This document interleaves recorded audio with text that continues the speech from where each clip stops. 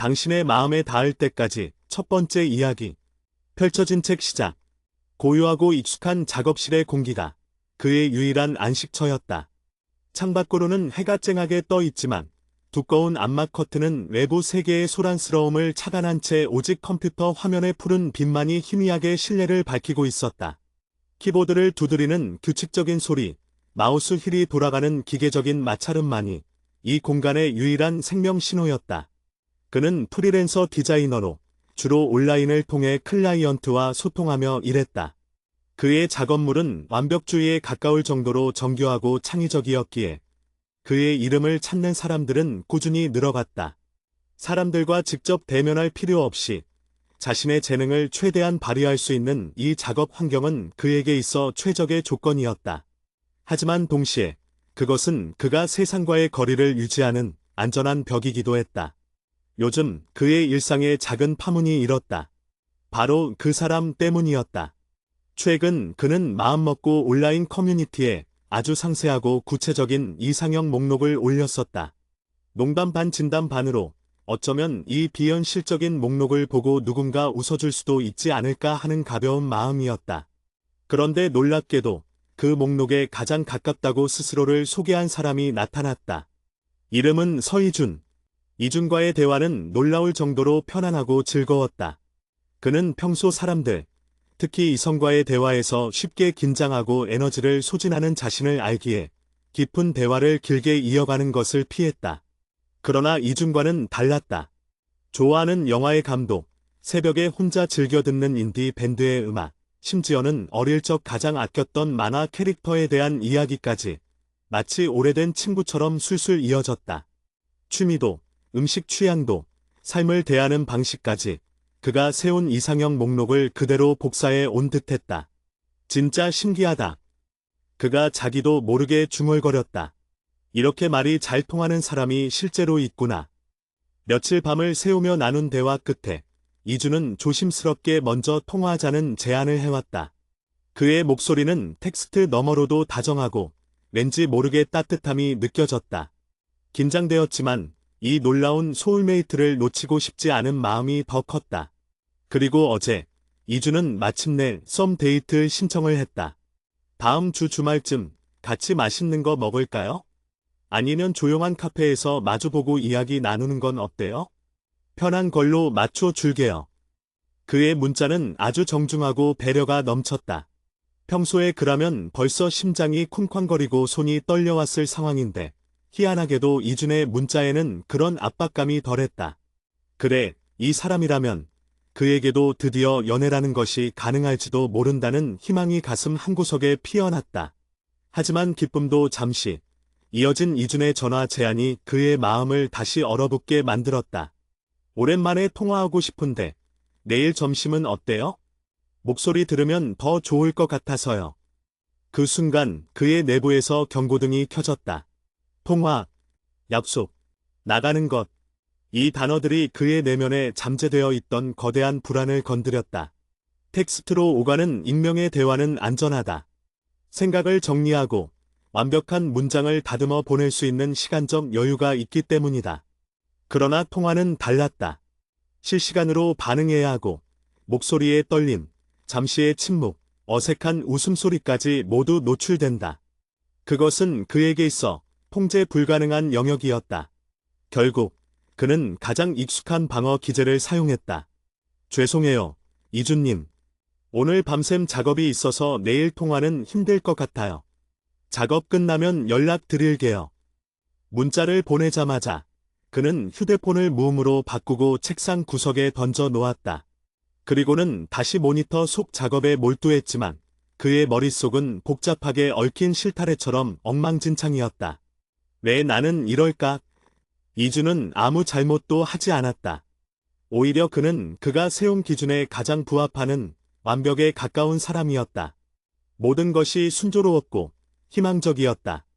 그런데 왜 이토록 간절했던 기회가 눈앞에 다가왔을 때 그는 무의식적으로 발을 빼는 것일까? 마치 다이빙대에 서서 물이 가득 찬 풀장을 바라보면서도 뛰어내리지 못하는 사람처럼.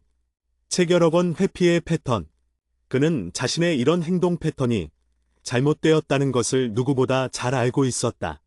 단순히 성격이 내성적이라거나 낯가림이 심하다는 수준을 넘어선 문제였다. 이것은 일종의 벽 혹은 트라우마와 가까웠다. 대학교 시절 강의실에 들어서는 것조차 그에게는 거대한 미션이었다.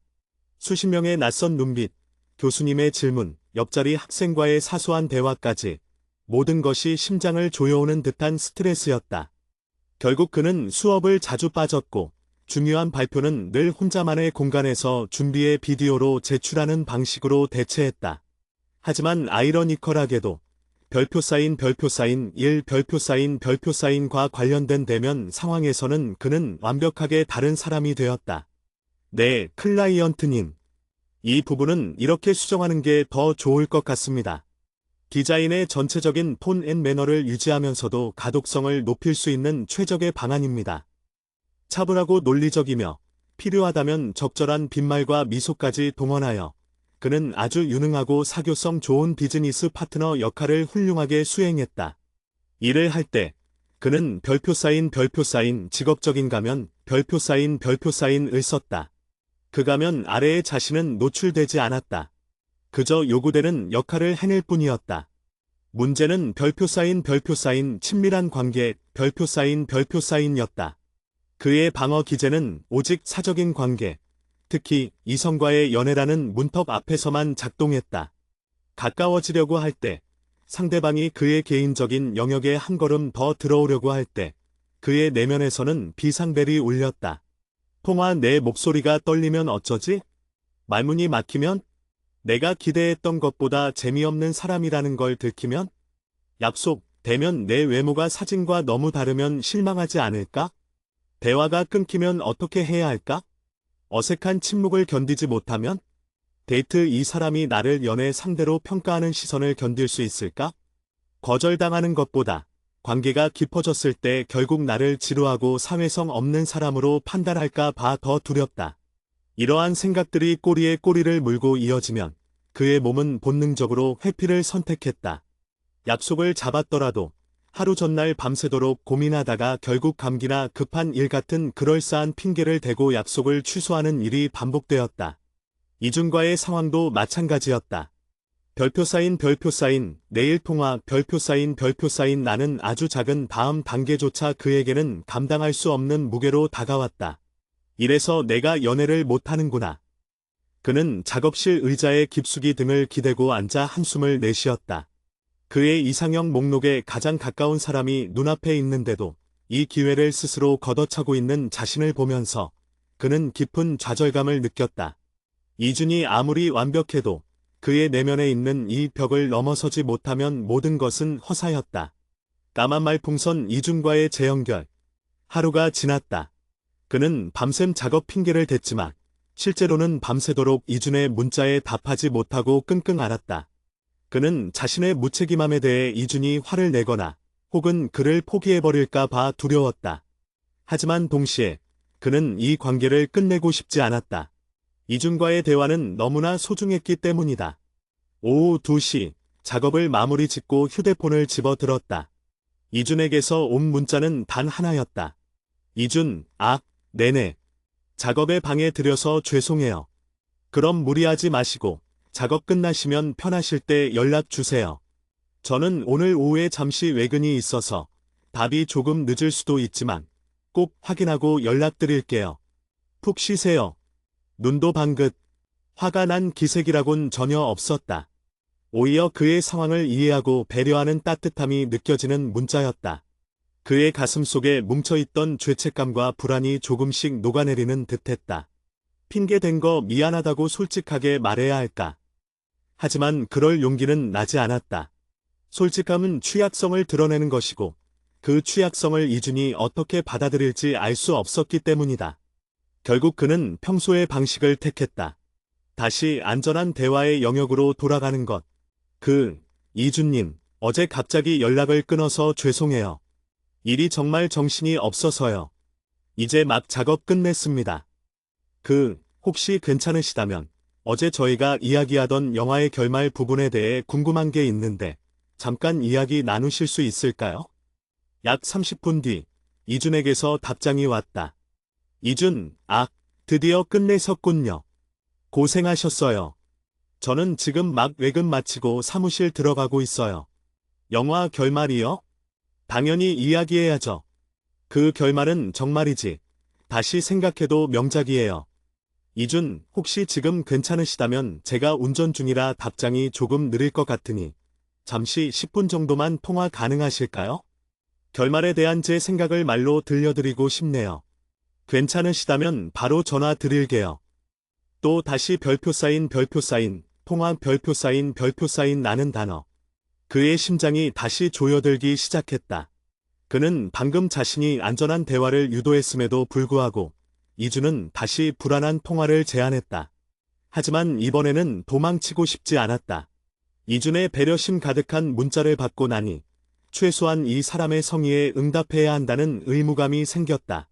그는 잠시 망설이다가 떨리는 손으로 답장을 보냈다. 네, 잠시 통화 가능합니다. 대신 제가 지금 목감기가 심해서 목소리가 좀 이상할 수도 있어요. 양해 부탁드립니다. 별표 사인, 목감기, 별표 사인 나는 새로운 방어막을 만들었다. 목소리가 떨려도, 말이 어눌해도 그 모든 것을 감기 탓으로 돌릴 수 있는 안전장치였다. 문자를 보내자마자 휴대폰이 울렸다. 서이준. 그는 심호흡을 크게 하고 전화를 받았다. 그의 귀에 닿은 이준의 목소리는 텍스트로 상상했던 것보다 훨씬 더 낮고 부드러웠다. 여보세요? 작업하느라 힘드셨죠? 수고 많으셨어요. 이준의 첫 마디는 어제 연락 안 된 것에 대한 추궁이나 지금 바로 통화하는 것에 대한 감사함이 아니었다. 오직 그의 고생에 대한 위로와 배려였다. 그의 긴장이 한층 풀리는 듯했다. 네, 괜찮습니다. 이준님도 외근 중이시라면서요. 운전 조심하세요. 그의 목소리는 자신이 생각했던 것보다 더 떨리고 작게 나왔다. 네, 이제 막 주차했어요. 목소리 들으니까 진짜 감기 걸리신 것 같네요. 많이 안 좋으세요? 작업도 힘드셨을 텐데 따뜻한 거 좀 드셔야겠어요. 이준은 진심으로 걱정하는 듯했다. 괜찮습니다. 어제 영화 결말 이야기 계속 하시죠. 저는 그 결말이 좀 주인공에게 너무 가혹한 처사 같았는데 이준님은 명작이라고 하셨잖아요. 그는 서둘러 안전한 주제로 대화를 돌렸다. 개인적인 상태에 대한 이야기가 깊어지는 것을 막기 위해서였다. 이준은 그의 의도를 알아차렸는지 자연스럽게 대화 주제를 따라왔다. 그 가혹한 처사요. 저는 사실 그렇게 생각했어요. 이준은 영화에 대한 자신의 해석을 조리 있게 설명했다. 그의 생각은 논리적이면서도 감성적이었고 그의 해석을 듣는 동안 그는 마치 훌륭한 평론가의 강연을 듣는 것처럼 빠져들었다. 그의 목소리는 안정적이었고 대화 중 어떠한 공백이나 침묵도 이준의 능숙함으로 인해 어색하지 않게 채워졌다. 15분가량의 통화가 끝났을 때 그는 놀라움을 느꼈다. 생각보다 괜찮네. 물론 긴장은 여전했지만 그가 예상했던 숨 막히는 압박감이나 통제 불가능한 불안감은 오지 않았다. 이준의 목소리 톤, 대화의 속도, 그리고 그가 말을 잠시 멈추었을 때에 기다려주는 침묵, 이 모든 것이 그에게 안전하다는 신호를 보내고 있었다. 덕분에 영화를 다시 보게 된 것 같아요. 이준님 해석이 정말 좋네요. 그가 진심으로 말했다. 제가 좋죠. 드디어 목소리도 듣고 목이 안 좋으신데도 통화해 주셔서 감사해요. 그럼 저는 이제 사무실 들어가 봐야 해서요. 내일 저녁에 제가 다시 연락드릴게요. 푹 쉬세요. 네, 감사합니다. 이준님도 이따 연락 주세요.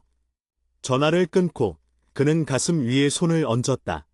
심장이 여전히 빠르게 뛰고 있었지만 그 진동은 공포가 아닌 약간의 설렘과 안도감에 가까웠다.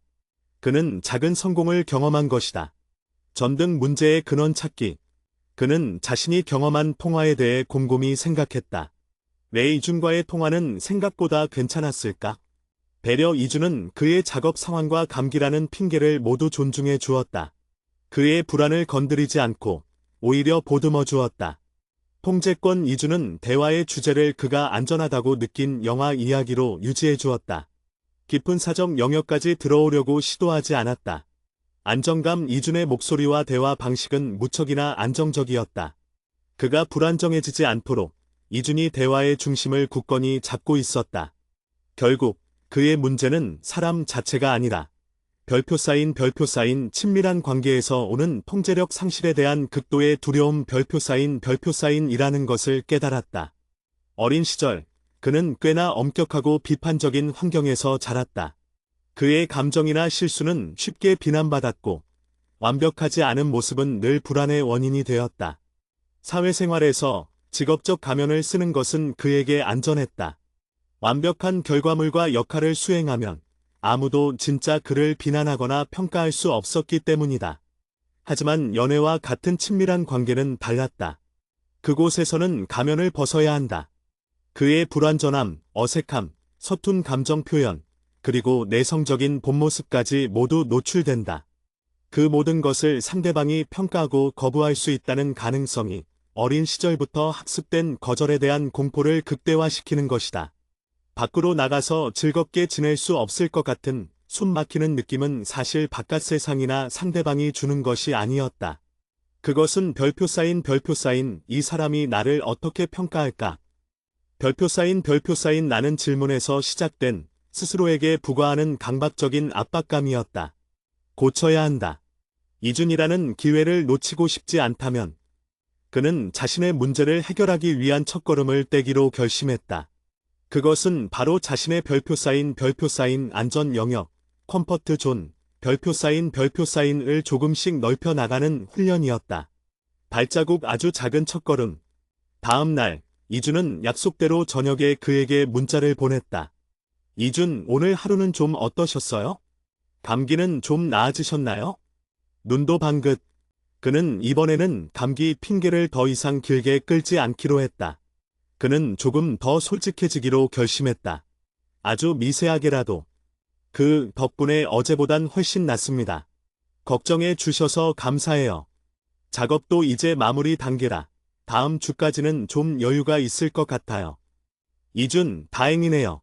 그럼 몸 좀 추스르시고 다음 주에 저에 한번 만날까요?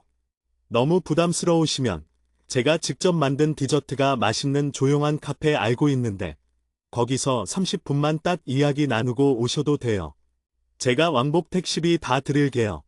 이준의 배려심에 그는 또 한 번 놀랐다. 30분만, 왕복 택시비, 조용한 카페. 이준은 그의 불안감을 예측하고 가능한 모든 부담을 줄여주려는 듯했다. 30분이라면 해볼 만하지 않을까? 그는 이 기회를 잡아야 한다고 생각했다. 더 이상 도망치면 이준은 그를 포기할 것이다. 그 다음 주 토요일 오후 3시 괜찮으신가요? 30분 정도만 뵐 수 있다면 저도 괜찮을 것 같아요. 왕복 택시비는 괜찮습니다. 감사해요. 이준, 정말요? 네, 토요일 3시 좋습니다. 제가 장소 알려드릴게요. 너무 무리하지 않으셔도 돼요. 약속 잡았다는 사실만으로도 전 충분히 좋아요. 그 순간 그의 손바닥은 땀으로 축축해졌다. 약속을 정했다. 그것도 썸 데이트 신청 이후 처음으로 직접 만나는 약속이었다. 다음 주 토요일까지 그는 이 약속을 취소하고 싶은 유혹에 수도 없이 시달릴 것이다. 그는 그 사실을 너무나 잘 알고 있었다. 하지만 이번에는 달랐다. 그는 이준에게 받은 문자를 캡처하여 그의 작업실 벽면에 붙여두었다. 약속 잡았다는 사실만으로도 전 충분히 좋아요.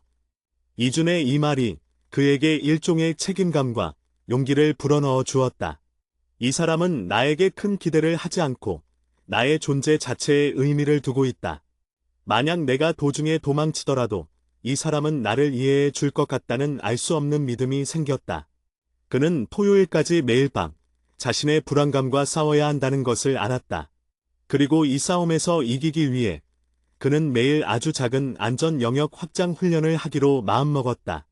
훈련 1 5분 통화, 매일 저녁, 친한 동성 친구에게라도 5분간 안부 전화를 걸어보는 것이다.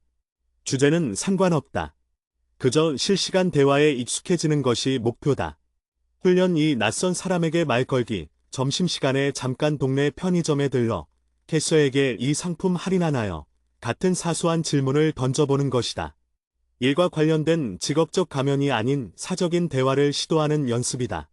훈련 3. 스스로에게 말하기. 거울을 보며 이중과의 대면에서 하고 싶은 말을 미리 연습해 보는 것이다. 말이 더듬거리거나 어색해도 괜찮다. 완벽하지 않은 나 자신을 거울 앞에서 받아들이는 연습이다. 그는 휴대폰에 훈련 목록을 적고 알람을 맞췄다. 이준과의 첫 만남은 단순히 썸 데이트가 아니었다. 그것은 그의 오랜 불안과 두려움에 맞서는 고독한 심리 전쟁의 시작이었다. 그는 드디어 이상형과의 만남을 위해 자신의 오래된 벽을 허물기 위한 힘든 여정을 시작한 것이다. 당신의 마음에 닿을 때까지. 두 번째 이야기. 벽난로 선반식의 토요일까지의 나날. 이준과의 첫 만남. 그것도 썸 데이트를 위한 약속이 잡힌 후 그의 작업실 공기는 이전과 확연히 달라졌다. 더 이상 고요한 안식처가 아니라 다가올 결전을 앞둔 훈련소 같았다. 그는 자신이 세운 3가지 안전 영역 확장 훈련을 매일 밤낮으로 실천했다. 전화받기 훈련 1. 5분 통화. 가장 어려웠던 것은 통화 훈련이었다. 처음 이틀 동안은 전화를 걸려다가도 발신 버튼 앞에서 손가락이 굳어버리기 일쑤였다. 결국 그는 가장 편하고 비판적이지 않을 것 같은 대학 시절부터 알고 지낸 친구 민수에게 전화를 걸기로 했다. 웬일이야? 내가 먼저 전화를 다 하고? 혹시 작업에 문제 생겼냐? 민수의 목소리는 놀라움과 걱정이 뒤섞여 있었다. 아니, 그냥 별일 없어. 그냥 갑자기 내 목소리가 듣고 싶어서. 잘 지내? 뭐야, 너 어디 아프냐? 너 평소에 이런 말 절대 안 하잖아.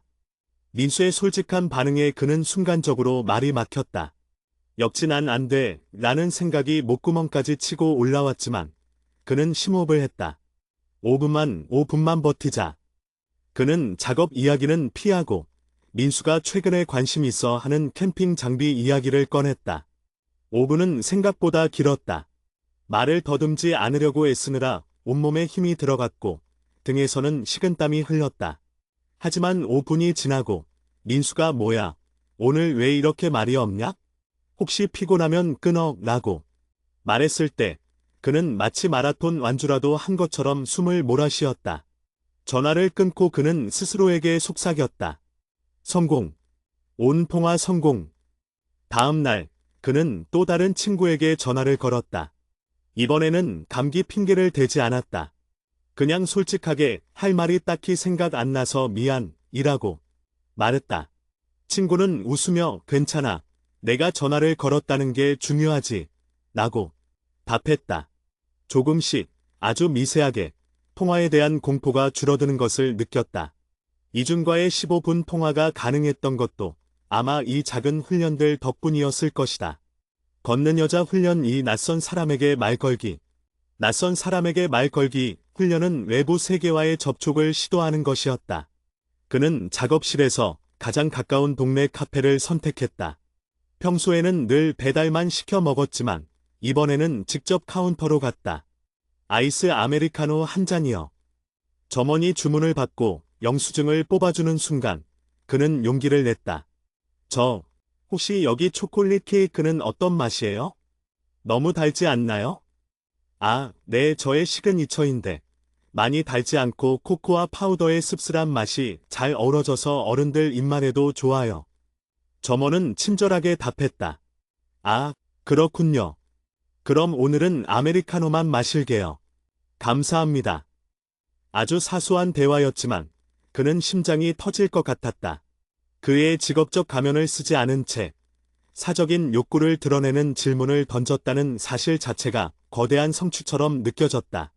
그는 케이크를 사지 않았지만 그 대화 자체가 그날의 가장 큰 성공이었다. 이후 그는 매일 다른 종류의 질문을 시도했다. 편의점에서 이 라면 새로 나왔나요? 묻기. 버스 정류장에서 이 버스가 시청 가나요? 묻기. 대답을 듣고 나면 재빨리 그 자리를 벗어났지만 그는 통제권을 조금씩 쥐고 있다는 느낌을 받았다. 내가 먼저 말을 걸었고 내가 먼저 대화를 끝낸다. 이 작은 행동이 그에게 안정감을 주었다. 말하고 있는 여벌굴 훈련 3. 스스로에게 말하기. 가장 개인적이고 동시에 가장 고통스러웠던 훈련은 거울 앞에서 완벽하지 않은 나를 받아들이는 것이었다. 그는 거울 앞에 앉아 이준에게 할 말을 연습했다. 만나서 반갑습니다. 저는 말이 더듬거리자 그는 습관적으로 거울 속 자신에게 짜증을 냈다. 왜 이것도 제대로 못하니? 너는 왜 이렇게 사회성이 없니? 이때 그는 문득 어린 시절 자신을 향했던 어머니의 비판적인 목소리를 떠올렸다. 내가 왜 이렇게 덜렁거리니? 제대로 좀 해. 그는 거울을 보며 자신이 스스로에게 행했던 언어폭력과 비난이 어린 시절 그가 외부에서 들었던 비난과 똑같다는 것을 깨달았다. 그는 무의식 중에 완벽하지 않은 나를 가장 먼저 비난하고 거부함으로써 다른 사람에게 비난받기 전에 스스로를 방어하고 있었던 것이다. 그는 거울을 향해 말했다. 괜찮아. 더듬거려도 괜찮아. 이주는 내가 말을 더듬는다고 널 싫어하지 않을 거야. 너는 말을 잘 못해도 좋은 사람이야. 이 훈련은 매일 수십 번의 실패와 수십 번의 자기 위로로 반복되었다. 그는 완벽하게 말하는 방법을 배우는 것이 아니라 별표 쌓인 불완전한 나 자신을 사랑하는 방법 별표 쌓인을 배우고 있었다. 별이 빛나는 밤 전야제 폭풍 전의 고요함. 금요일 밤 드디어 약속 전날이 되었다. 그는 침대에 누웠지만 잠이 오지 않았다. 온몸의 세포가 긴장으로 곤두서 있었다. 심장이 빠르게 뛰고 손끝이 차가웠다. 전형적인 약속 취소 징후였다. 취소할까? 지금이라도 감기 핑계를 대면, 아니, 급한 작업이 생겼다고 하면 이준은 이해해 줄 거야. 이준에게 문자를 보낼까 말까. 휴대폰을 들었다 놓기를 수십 번 반복했다. 그는 이준에게 보내는 문자를 미리 작성했다가 다시 지우는 행위를 밤새도록 했다. 취소 문구 대시 작성 후 삭제. 이준님, 죄송합니다. 갑자기 지방에 계신 클라이언트 분께 급한 요청이 들어와서 이번 주 토요일 약속을 못 지킬 것 같아요. 정말 죄송합니다. 이 문장을 작성했을 때 그는 잠시 편안함을 느꼈다. 도망갈 수 있다는 안도감. 하지만 이어서 찾아온 것은 극심한 자기 혐오였다. 너는 결국 내가 원하는 것도 스스로 포기하는구나. 너는 이래서 평생 혼자일 수밖에 없어. 그는 벌떡 일어나 세수를 하고 다시 거울 앞에 섰다. 어둠 속에서 거울 속 자신의 얼굴은 초췌했다. 안 돼, 포기하지 마. 내가 원하는 사람이야. 딱 30분만이야. 30분 동안만 숨 막히는 압박을 견뎌내면 돼. 내가 원하는 대로 대화가 잘 되지 않아도 이준은 너를 존중해 줄 거야. 그는 이준에게 보낼 문자를 작성했다. 이번에는 취소가 아닌 확인 문자였다. 이준님, 내일 3시 약속 장소 다시 한번 확인 부탁드려요. 혹시 약속 시간 변경에 제가 부담스러워할까 봐 말씀 안 하셨을 수도 있지만 혹시라도 이준님께 불편한 시간이시라면 편하게 말씀해 주세요. 그는 마지막까지 상대방에게 통제권을 부여하며 자신의 불안을 다스리려 했다. 만약 이준이 취소한다고 하면 나는 어쩔 수 없었던 거야. 라고 스스로에게 합리화할 수 있는 안전장치였다. 문자를 보낸 지 5분도 채 되지 않아 이준에게서 답장이 왔다. 이준, 안녕하세요. 확인 문자 감사합니다. 장소는 카페 이름의 맞습니다. 그리고 저는 토요일 3시가 가장 편해요. 제가 그 시간에 맞춰서 이 동네까지 와야 해서 혹시라도 부담 가지실까 봐요. 이준, 아무 걱정 마세요. 제가 약속 장소에 2시 50분쯤 먼저 가서 창가 자리 잡아놓고 편하게 기다릴게요. 오셔서 저 보시면 그저 고개만 끄덕이셔도 돼요. 말은 제가 다 할게요. 몸만 편하게 오세요. 내일 봬요. 눈도 방긋. 이 문자를 읽는 순간 그의 눈시울이 뜨거워졌다. 이준은 그의 모든 불안과 회피의 패턴을 간파하고 있는 듯했다. 먼저 가서 기다릴게요. 고개만 끄덕여도 돼요.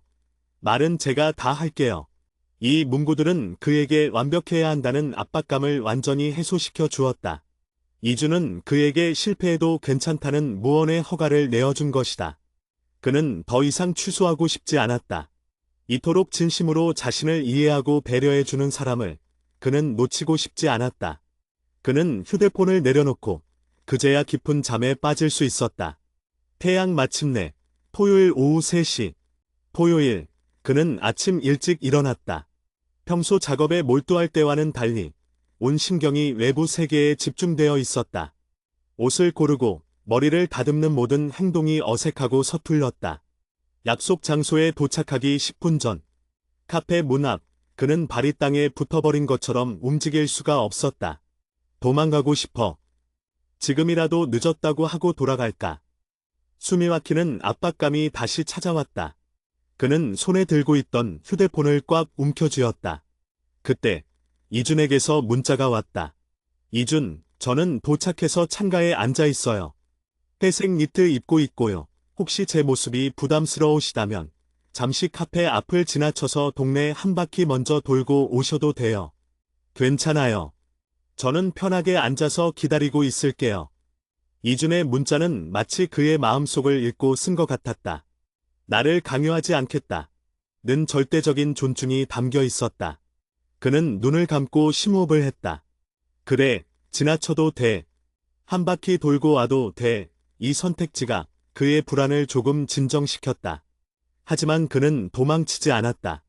한 바퀴를 돌고 오는 것은 결국 약속을 취소하는 것과 다를 바 없다고 생각했다. 그는 이준에게서 받은 용기를 사용하기로 했다. 고개만 끄덕여도 돼. 말은 이준이 다 할 거야. 그는 마음속으로 이 주문을 외우며 카페 문을 열고 들어섰다. 실내는 예상보다 사람이 적었고 잔잔한 재즈 음악이 흘러나왔다. 그는 숨을 죽이고 주위를 둘러보았다. 창가에 앉아 약속 시간까지는 아직 5분이나 남았는데도 미리 와서 책을 읽고 있는 한 남자가 보였다. 회색 니트를 입은 바로 서이준이었다. 텍스트로, 통화로만 접했던 이준의 실물은 그의 이상형 목록에 적어 넣었던 이미지와 놀라울 정도로 흡사했다. 단정하고 부드러운 인상이었다. 이준은 그의 시선을 느꼈는지 고개를 들고 그를 바라보았다. 이준의 얼굴에 환한 미소가 떠올랐다. 그는 그 미소를 보자마자 온몸의 긴장이 눈 녹듯이 사라지는 것을 느꼈다. 이 미소는 그를 평가하거나 비난하는 미소가 아니었다.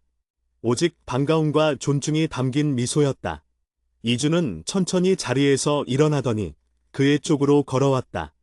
그리고는 그의 눈을 맞추며 아주 조용하고 낮은 목소리로 말했다. 오셨네요. 기다렸어요. 여기까지 오시느라 정말 수고 많으셨어요. 수고 많으셨다.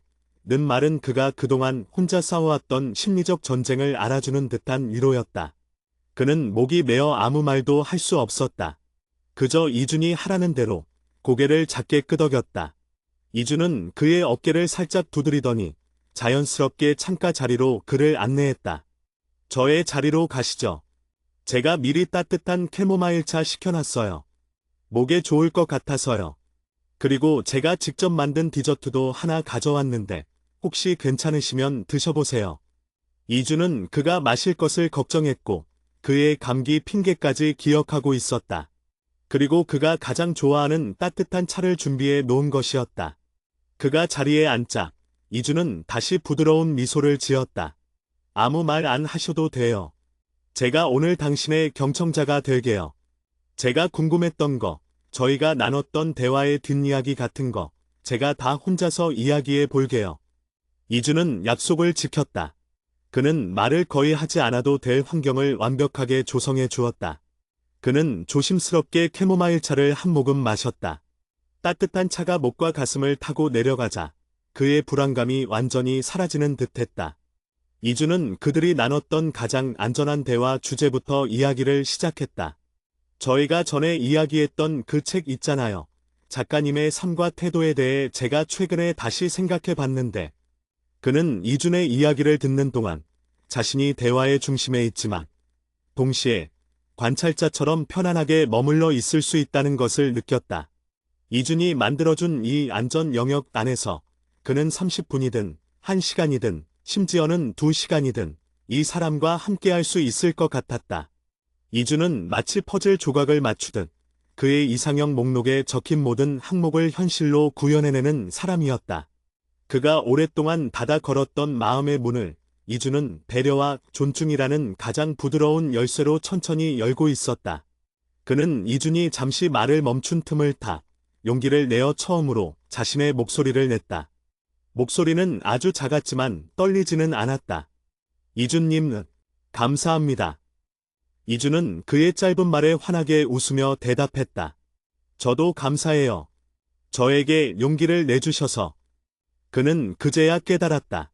이 만남은 이준이 그에게 다가와 준 것이기도 했지만 동시에 그가 자신의 두려움을 극복하고 세상으로 한 발짝 걸어 나간 용기의 결과이기도 했다는 것을.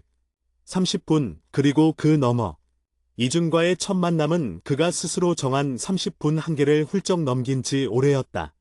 그가 시계를 힐끗 보았을 때 이미 1시간 30분이 지나 있었다. 놀랍게도 그의 심장은 여전히 안정적이었다. 숨 막히는 압박감은커녕 오히려 이준이 옆에 있다는 사실이 편안함과 안도감을 주었다. 이준은 약속대로 대부분의 이야기를 혼자 이끌어갔다. 그의 직장 생활 이야기, 최근에 본 다큐멘터리, 어릴 적 좋아했던 애니메이션 이야기까지. 이준의 이야기는 흥미로웠고 무엇보다 그를 평가하거나 판단하려는 의도가 전혀 느껴지지 않았다. 제가 말이 너무 많았죠? 이준이 갑자기 말을 멈추고 웃으며 물었다. 당신이 경청하는 모습이 좋아서 저도 모르게 신나서 떠들었네요. 혹시 지금 불편하시거나 피곤하시면 말씀해 주세요. 저희가 약속한 30분은 벌써 지났는데. 그는 이준의 눈을 바라보았다. 이준의 눈빛은 순수하게 그의 상태를 걱정하고 있었다. 그는 더 이상 도망치고 싶지 않았다. 이준과의 시간이 너무나 소중했기 때문이다. 아니요, 전혀요.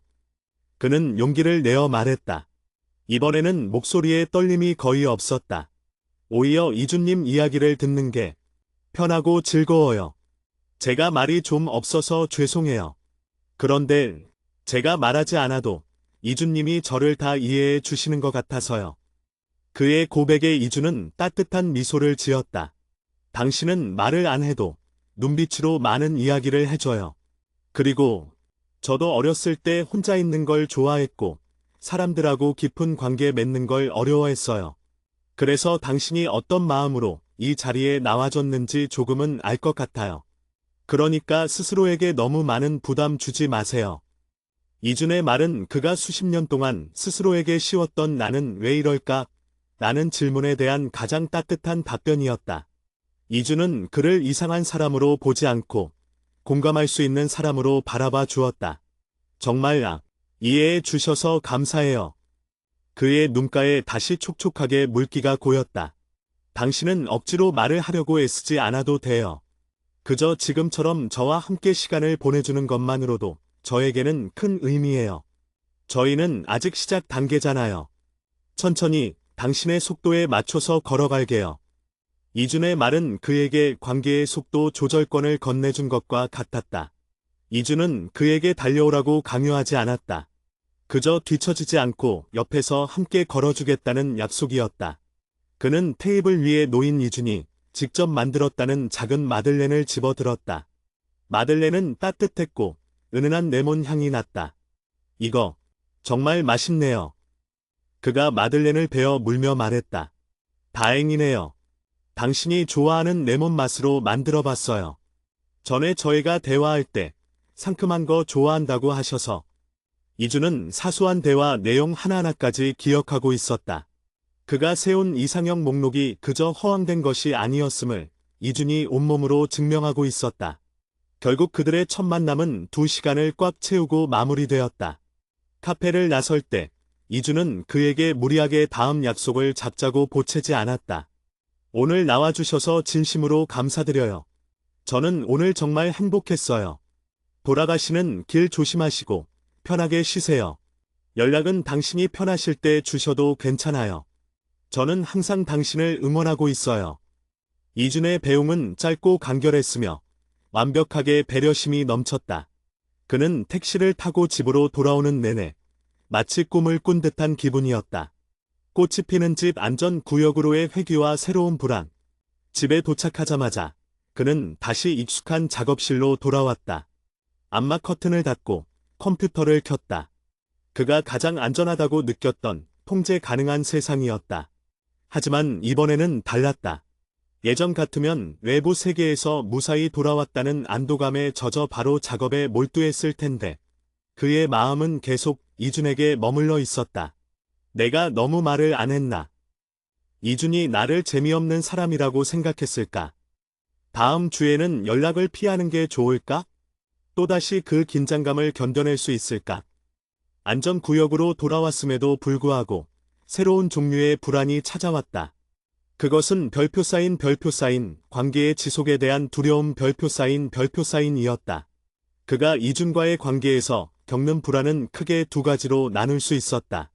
시작의 불안, anxiety of initiation, 낯선 사람과 대면하거나 통화하는, 즉 관계를 시작하는 과정에서 오는 압박감과 통제 상실의 두려움. 이는 이준과의 첫 만남 전까지 그가 겪었던 문제였다.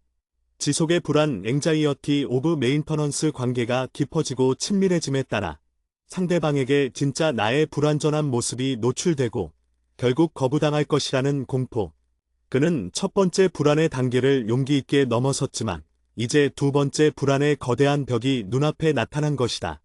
이대로 관계가 깊어지면 이준이 결국 나의 이런 내성적인 성격, 외출을 싫어하는 생활 패턴, 그리고 대화의 서툰 점을 싫어하게 될 거야. 그리고 나를 떠나겠지. 거절당할 것이라는 예측은 그에게 가장 큰 고통을 안겨주었다. 차라리 지금 관계가 좋은 상태일 때 그가 먼저 이 관계를 멈춰 세우고 아름다운 추억으로 남기는 것이 더 안전하지 않을까? 그는 이준에게 문자를 보낼까 말까 망설였다. 이준은 편할 때 연락하라고 했지만 만약 며칠 동안 연락이 없으면 이준은 그를 포기할 수도 있었다. 그는 다시 자신의 훈련 목록을 펼쳐보았다. 이번에는 새로운 훈련이 필요했다. 취약성 드러내기 훈련. 네모 새로운 훈련 취약성의 용기. 취약성 드러내기는 그의 오랜 방어 기제를 완전히 무너뜨리는 행위였다. 그는 늘 완벽하고 빈틈없는 모습, 즉 직업적 가면 뒤에 숨어 있었다. 그러나 진정한 친밀함은 불완전한 나를 상대방에게 보여주고 그럼에도 불구하고 상대방이 나를 받아줄 것이라는 믿음에서 시작된다. 그는 밤새도록 이준에게 보낼 문자를 고민했다. 그것은 단순한 고맙다는 인사가 아니라 자신의 취약성을 담은 고백이어야 했다. 새벽 3시, 그는 마침내 용기를 내어 문자를 보냈다. 이준님, 늦은 시간에 죄송합니다. 오늘 만나주셔서 정말 감사했어요. 솔직히 말씀드리면 오늘 카페 가기 직전까지도 약속을 취소하고 싶다는 생각을 수도 없이 했습니다. 밖에 나가는 것, 그리고 누군가와 대면하는 것이 저에게는 아직도 너무 큰 스트레스와 두려움으로 다가와서요. 하지만 이준님이 고개만 끄덕여도 된다. 말은 제가 다 할게요라고 해주신 문자를 보고 용기를 낼 수 있었습니다. 이준님 덕분에 제가 가진 두려움보다 이준님과의 만남이 더 소중하다는 것을 깨달았어요. 제가 너무 무뚝뚝하고 재미없는 사람처럼 보였을까 봐 걱정됩니다. 저는 사실 말을 조리 있게 잘 못하고 새로운 사람들과 친해지는 것도 어려워해요. 혹시 제 이런 모습이 부담스러우시다면 언제든 편하게 말씀해 주세요. 하지만 저는 이준님과 계속 이야기 나누고 싶습니다. 이 문자는 그가 이준에게 보낸 문자 중 가장 길었고 가장 솔직했으며 가장 그의 마음을 드러낸 문자였다. 그는 자신의 가장 깊은 약점을 이준에게 고백한 것이다. 문자를 보내자마자 그는 불안감에 휩싸여 휴대폰을 멀리 던져놓고 이불을 뒤집었었다. 이준이 이 고백을 읽고 실망해서 관계를 끝낼까 봐 두려웠다. 아침 7시, 그는 알람 소리에 잠에서 깼다. 휴대폰을 조심스럽게 집어들었다. 이준에게서 답장이 와 있었다. 이준, 안녕하세요. 새벽에 보낸 문자 잘 읽었습니다. 숙명씨 솔직한 당신의 이야기에 오히려 저는 더 큰 감동을 받았어요. 당신이 얼마나 큰 용기를 내서 어제 그 자리에 와주셨는지 저는 그 진심을 압니다. 이준, 당신이 걱정하는 무뚝뚝함이나 재미없음 같은 것은 저에게 전혀 중요하지 않아요. 오히려 당신의 진솔함이 좋아요. 말을 조리 있게 잘 못해도 괜찮아요. 저는 당신의 침묵 속에서 당신의 생각을 읽을 수 있는 사람이라고 스스로 생각하고 싶어요. 이준, 제가 원하는 것은 당신의 완벽한 모습이 아니라 당신의 있는 그대로의 모습입니다. 부담은 제가 덜어드려야 할 몫이니 걱정 마세요. 이준, 저는 당신의 속도에 맞춰서 언제든 기다릴 준비가 되어 있습니다. 당신이 원한다면 저희는 다음 주에도 만나지 않고 그저 텍스트로만 대화해도 돼요. 당신이 가장 안전하다고 느끼는 방식을 선택하세요. 저는 그 방식이 무엇이든 존중할게요. 이준의 답장은 마치 그의 상처를 부드럽게 감싸주는 연고와 같았다. 그는 이준에게 거절의 칼날을 내밀었지만 이준은 이해와 수용의 포옹으로 화답했다. 그는 그제야 깨달았다. 자신의 가장 큰 두려움이었던 거부가 이준과의 관계에서는 통하지 않는다는 것을. 이준은 그가 어떤 모습을 보이더라도 그를 존중하고 받아줄 준비가 되어 있는 사람이었다. 목동관계의 속도를 높이다. 이준의 깊은 이해와 배려는 그에게 엄청난 용기를 주었다. 그는 더 이상 관계를 두려워하지 않기로 결심했다. 이 사람은 놓치면 안 되는 사람이라는 확신이 들었다. 그는 곧바로 이준에게 답장을 보냈다. 이준님 문자에 너무 감사해서 지금 눈물이 날 것 같습니다. 이준님 덕분에 제가 가진 두려움이 조금씩 작아지는 것을 느낍니다. 다음 주에는 텍스트로만 이야기해도 된다고 하셨지만 저는 이제 이준님을 실제로 다시 만나고 싶어요. 이번에는 30분 말고 조금 더 긴 시간 동안이요. 혹시 다음 주 주말에 저녁 식사 약속 괜찮으실까요? 이번에는 제가 이준님께 맛있는 저녁을 대접하고 싶습니다. 그가 먼저 다음 단계를 제안한 것은 관계를 맺기 시작한 이래 처음 있는 일이었다. 이것은 그가 자신의 안전 영역을 의식적으로 크게 확장하는 행동이었다. 저녁 식사는 단순한 커피 만남보다 훨씬 더 친밀하고 긴 시간을 필요로 했고, 이는 그에게 큰 도전이었다. 이준은 바로 답장했다. 이준, 물론이죠. 제가 이 기회를 얼마나 기다려왔는데요. 저에게 저녁 식사를 대접해 주신다니 너무 영광입니다. 당신이 저에게 한 발짝 더 다가와 주시는 것 같아 정말 기뻐요. 이준, 저는 당신이 편한 곳이면 어디든 좋습니다. 혹시 당신 집 근처에 조용하고 편안한 분위기의 식당을 아신다면 그곳으로 예약해 주세요. 제가 당신의 안전구역에서 식사하는 것이 가장 좋을 것 같습니다. 그리고 식사 중에도 당신이 말하기 부담스러우시면 제가 또 열심히 이야기 보따리를 풀어놓을게요. 이준은 그의 안전구역인 집 근처로 만남의 장소를 제안했고 여전히 말하기 부담을 덜어주겠다는 약속을 지켰다. 이준의 철저한 배려와 존중은 그의 불안을 잠재웠고 그는 자신감을 가지고 다음 단계를 준비할 수 있었다. 그는 즉시 주말 저녁 약속을 잡았다. 그리고 이번에는 훈련 대신 준비를 하기로 했다. 이준이 좋아하는 메뉴와 분위기를 가진 식당을 찾고 그와 나눌 수 있는 새로운 이야기 주제들을 미리 메모했다. 그의 벽은 완전히 허물어지지 않았지만 이준이라는 따뜻한 햇살 아래 그 벽에는 아름다운 담쟁이 덩굴이 돋아나기 시작했다. 그는 더 이상 혼자서 싸우지 않았다. 이준이 그의 옆에서 가장 든든하고 믿음직한 조력자로 함께 걸어주고 있었기 때문이다. 이 만남을 통해 그는 단순한 연애 상대를 얻은 것이 아니었다. 그는 자신의 오랜 심리적 문제와 정면으로 맞설 용기와 무조건적인 수용이 주는 사랑의 힘을 깨닫기 시작했다. 이준은 그에게 단순한 이상형이 아니라 그의 삶을 긍정적으로 변화시켜줄 치유자와 같았다. 당신의 마음에 닿을 때까지 네 번째 이야기. 포크와 나이프가 있는 접시. 두 번째 데이트 저녁 식사의 도전. 이준과의 두 번째 약속인 저녁 식사는 그에게 새로운 종류의 도전이었다. 첫 번째 만남이 30분이라는 안전장치와 낮 시간이라는 가벼움 속에 이루어졌다면 저녁 식사는 친밀함과 지속 시간을 요구하는 훨씬 더 진지한 단계였다. 하지만 이번에는 취소할까 하는 충동이 거의 없었다. 이준의 깊은 이해와 그의 솔직한 고백에 대한 이준의 따뜻한 반응 덕분이었다. 그는 이번 만남에서 최소한의 책임감을 발휘하기로 결심했다. 이준이 늘 대화의 주도권을 잡아주었으니 이번에는 그가 먼저 이준에게 대접하고 배려하는 모습을 보여주고 싶었다. 그는 집 근처에서도 가장 조용하고 아늑한 분위기를 가진 이탈리안 레스토랑을 예약했다. 창가 자리가 아닌 구석진 곳에 있는 독립된 테이블이었다. 최대한 외부 시선과 소음으로부터 차단된 그가 가장 편안함을 느낄 수 있는 장소였다. 약속 당일 그는 이전처럼 긴장했지만 그것은 공포가 아니라 설렘에 가까웠다. 약속 시간보다 15분 일찍 도착한 그는 예약한 테이블에 앉아 이준을 기다렸다. 읽고 이준이 도착했다. 이준은 이번에도 단정하고 깔끔한 차림이었다. 그가 예약한 식당의 분위기에 맞춰서 온 듯 과하지 않은 세련됨이 돋보였다. 안녕하세요. 미리 와서 기다려주셨네요. 여기 당신은 완벽주의자이신가 봐요. 이준이 웃으며 말했다. 아니요. 그냥 밖에서 기다리는 것보다 안에서 기다리는 게 편해서요. 그는 얼버무렸지만 이준은 그의 진심을 읽은 듯했다.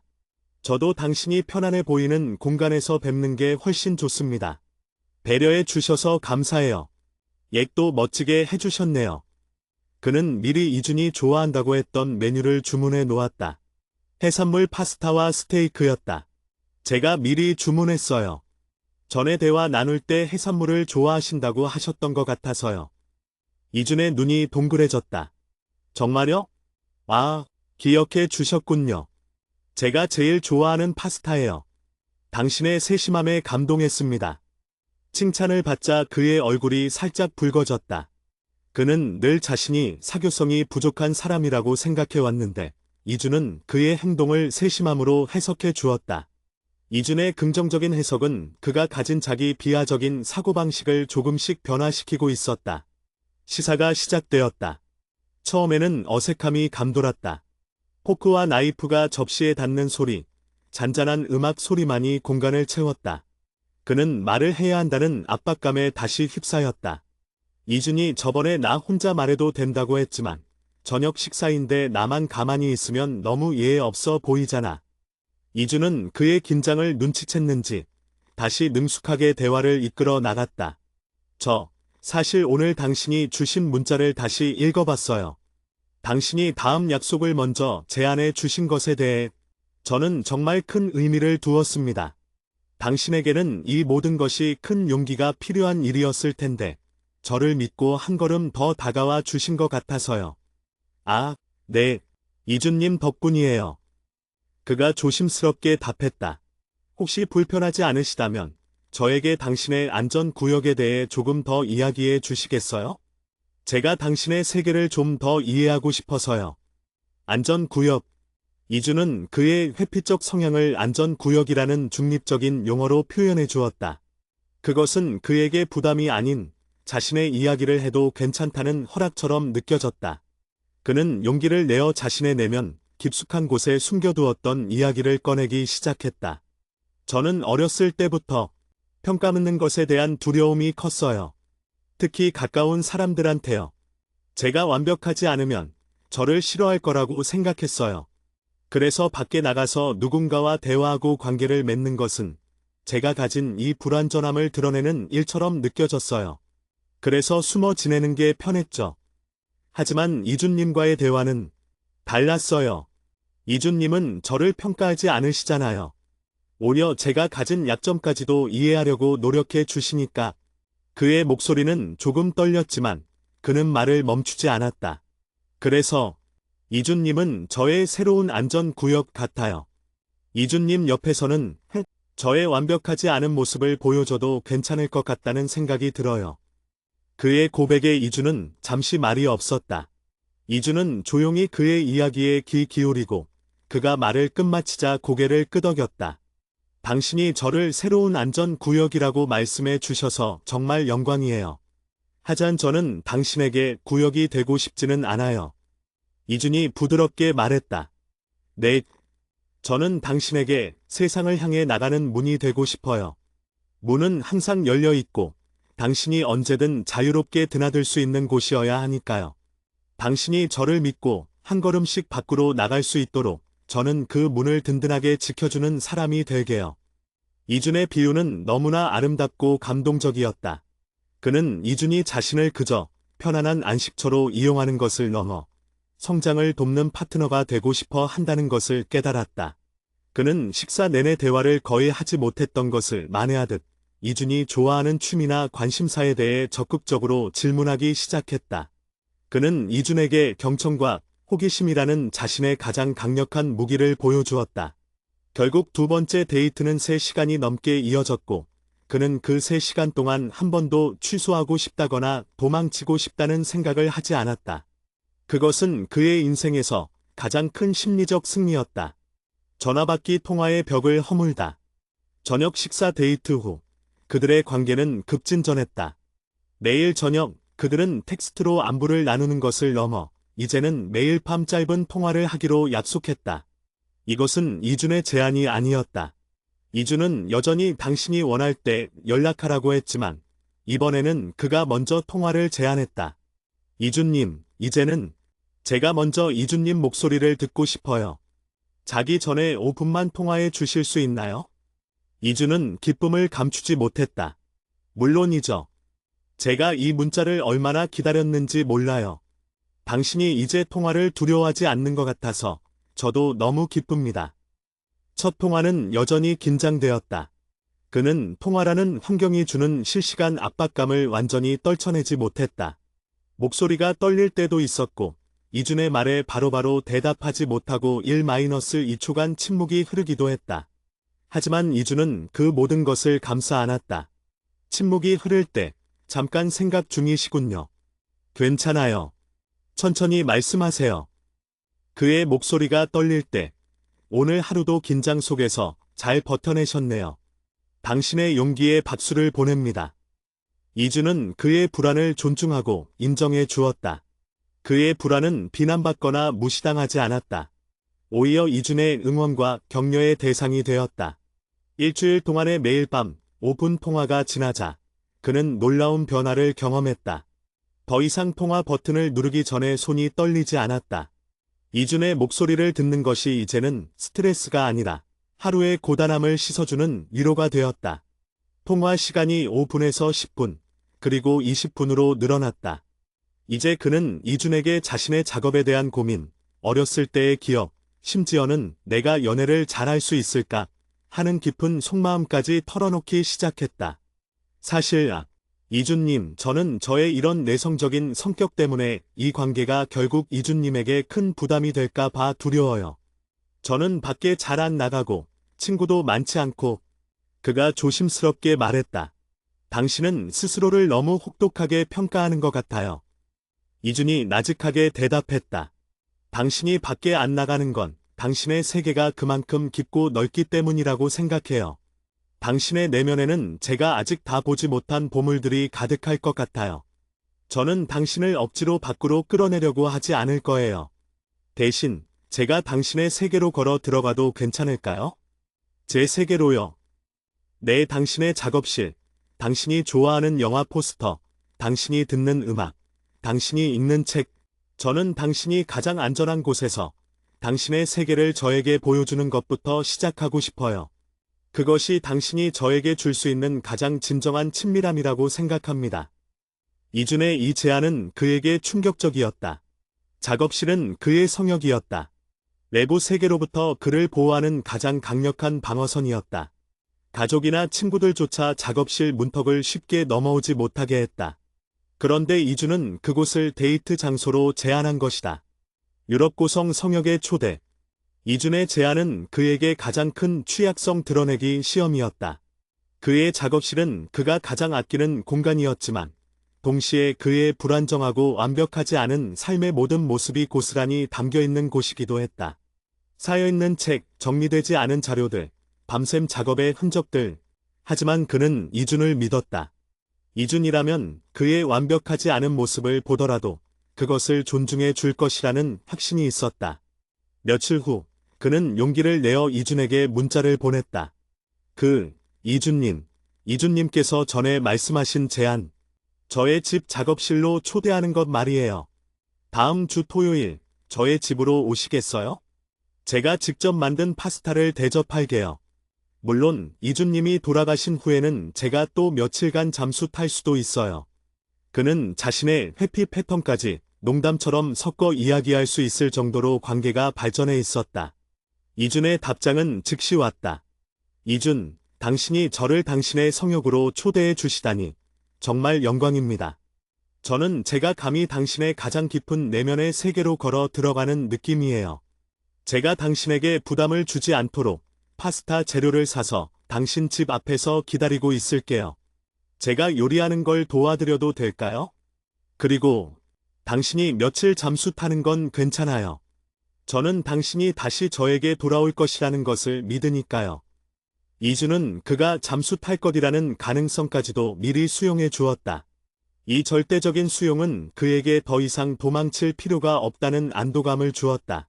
그들의 관계는 이제 일반적인 연애의 단계를 벗어나 서로의 가장 깊은 트라우마와 불안을 이해하고 치유해주는 특별한 형태로 발전하고 있었다. 그는 자신의 벽을 허물고 이주는 그 벽을 통해 그의 내면으로 걸어 들어오고 있었다. 이 만남이 그의 연애를 향한 마지막 문턱이 될 것임을 그는 직감하고 있었다. 당신의 마음에 닿을 때까지 5번째 이야기 결말. 문성역으로의 진입. 약속된 토요일. 그는 아침부터 작업실을 정리했다. 단순히 청소하는 행위를 넘어 자신의 내면을 정돈하는 의식과 같았다. 그는 자신이 가장 아끼는 물건들, 자신의 취향과 역사가 담긴 소품들을 숨기지 않고 이준에게 보여줄 준비를 했다. 더 이상 완벽한 디자이너의 가면을 쓰지 않고 불완전하지만 솔직한 한 사람의 모습을 보여주기로 결심했다. 오후 늦은 시간, 현관 벨이 울렸다. 이준이었다. 그는 문을 열었고 이준은 두 손 가득 식재료가 담긴 장바구니를 들고 서 있었다. 안녕하세요. 초대해 주셔서 감사합니다. 제가 세프님의 조수가 되어도 될까요? 이준이 환하게 웃으며 말했다. 들어오세요. 네, 조수 환영합니다. 그는 이준을 자신의 성역인 작업실로 안내했다. 이준은 그의 작업실에 들어서자마자 비판적인 시선 대신 진정한 경탄의 눈빛을 보였다. 아, 여기가 당신의 세계였군요. 정말 멋져요. 이 빛 조절부터 책상 위의 레이아웃까지 당신의 디자인 철학이 그대로 담겨 있는 것 같아요. 이준은 그의 개인적인 공간을 평가하지 않고 존중하며 감상했다. 그의 취향을 칭찬했고 작업 방식에 대해 궁금해했다. 이준은 그가 가장 불안해하는 영역인 개인 공간 노출을 가장 안전하고 따뜻한 공감의 장으로 바꾸어 놓았다. 그들은 부엌으로 향했다. 부엌 역시 그의 안전구역 중 하나였지만 이준이 옆에서 함께 요리하는 과정은 그에게 낯선 즐거움을 주었다. 이준은 능숙하게 파스타 재료를 다듬으면서도 계속해서 그와 편안한 대화를 이어갔다. 이번에는 영화나 취미 같은 안전한 주제가 아니었다. 좀 더 개인적이고 미래지향적인 이야기였다. 당신은 앞으로 어떤 디자이너가 되고 싶어요? 저는 당신이 가진 이 섬세한 감각을 더 많은 사람들이 알아줬으면 좋겠어요. 이준이 양파를 썰며 물었다. 글쎄요, 저는 그냥 저의 작업실에서 제가 좋아하는 프로젝트만 조용히 하면서 살고 싶다고 생각했었는데. 그는 잠시 말을 멈췄다.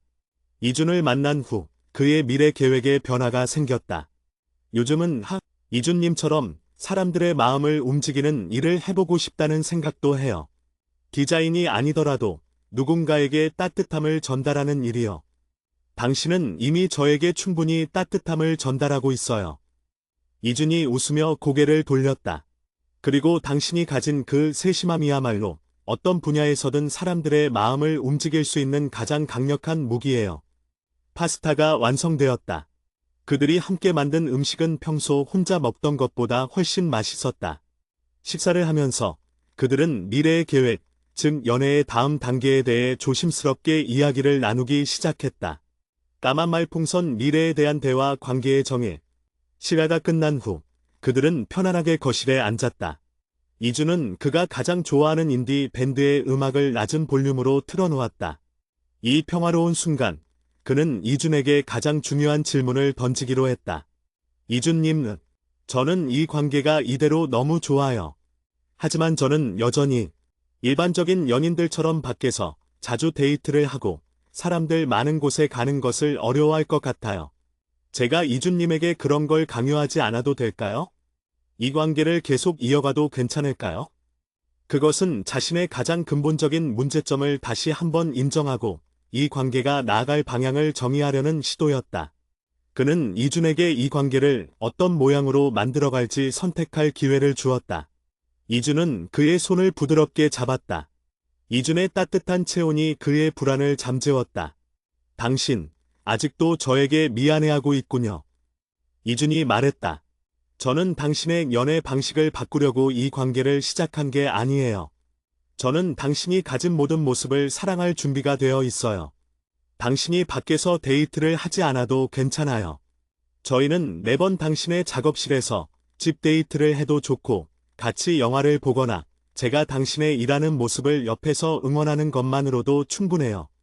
우리의 연애는 별표 사인 함께 성장하는 연애 별표 사인가 될 거예요.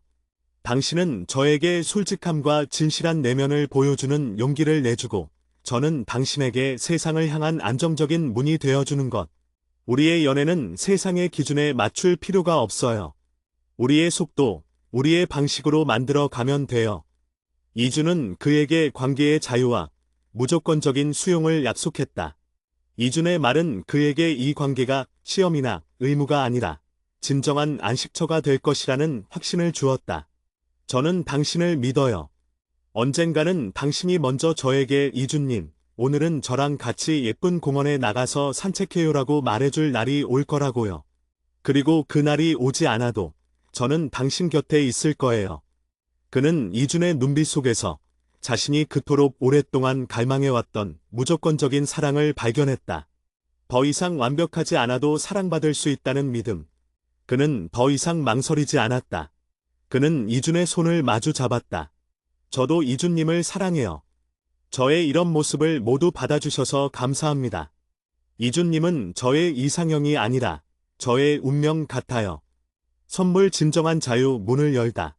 그날 밤 이준이 돌아간 후에도 그의 작업실은 이전처럼 고요했지만 그 공기는 완전히 변화되어 있었다. 고독함이 사라지고 따뜻함이 채워졌다. 그는 더 이상 이 공간에 갇혀 있다는 느낌을 받지 않았다. 이준이 그의 세계를 존중해 주었기에 그는 역설적으로 자신의 성역에 갇힐 필요가 없다는 자유를 얻게 되었다.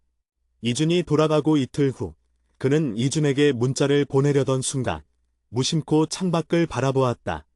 날씨가 무척 맑았다. 문득 그는 자신이 갇혀있던 암막 커튼을 걷어 올리고 세상의 햇살을 맞고 싶다는 충동을 느꼈다. 그는 망설임 없이 암막 커튼을 젖히고 창문을 활짝 열었다. 맑고 신선한 공기가 작업실 안으로 쏟아져 들어왔다. 오랜만에 느껴보는 바깥 세상의 냄새와 소리였다. 그는 휴대폰을 들고 이준에게 문자를 보내기 시작했다. 이번에는 안분한 일 이야기가 아니었다. 이준님. 지금 창밖을 보니 날씨가 너무 좋네요. 혹시 이준님, 오늘 퇴근하시고 저의 동네에 새로 생긴 예쁜 베이커리 앞에 잠깐 나와주실 수 있나요? 제가 거기까지는 혼자 걸어갈 수 있을 것 같아요. 딱 10분만요. 이준님께 제가 사과 파이 하나 사드리고 싶어서요. 사과 파이는 이준님이 가장 좋아하시는 디저트였죠. 이 문자는 그가 이준에게 보낸 수많은 문자 중 가장 짧았지만 가장 큰 의미가 담겨 있었다. 혼자 걸어 나갈 수 있다. 먼저 약속을 제안한다. 자신의 안전 구역 밖으로 한 걸음 내딛는다.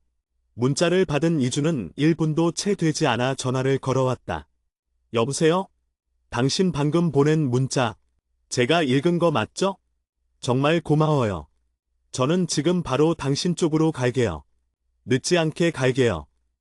이준의 목소리는 흥분과 감격으로 가득 차 있었다. 전화를 끊고 그는 외투를 걸쳤다. 그리고는 망설임 없이 현관문을 열었다. 발걸음은 여전히 조심스러웠지만 그가 세상으로 나가는 문은 이미 활짝 열려 있었다. 그는 더 이상 회피하는 자신이 아니었다. 그는 이준이라는 사랑의 힘으로 자신의 두려움을 극복하고 세상으로 나아가는 별표 사인 용기 있는 한 사람 별표 사인이 되었다. 베이커리 앞, 이준은 약속된 장소에 먼저 도착해 있었다. 이준은 그가 걸어오는 모습을 보자마자 달려와 그를 와락 안았다. 너무 고마워요. 당신의 이 용기에 제가 얼마나 감격했는지 몰라요. 따뜻한 포옹 속에서 그는 더 이상 숨 막히는 압박감을 느끼지 않았다. 그가 느낀 것은 오직 이준의 심장 박동 소리와 그에게 전달되는 깊은 안도감이었다. 그는 이준의 품에 안겨 자신과 이준이 앞으로 함께 만들어갈 아름다운 미래를 희망 가득한 눈으로 바라보았다. 그들의 연애는 세상의 틀에 박힌 형태가 아닐지라도 그들의 방식으로 완벽하게 완성될 것이었다. 그는 드디어 오랫동안 찾아 헤매던 진정한 사랑과 자기 자신을 발견했다.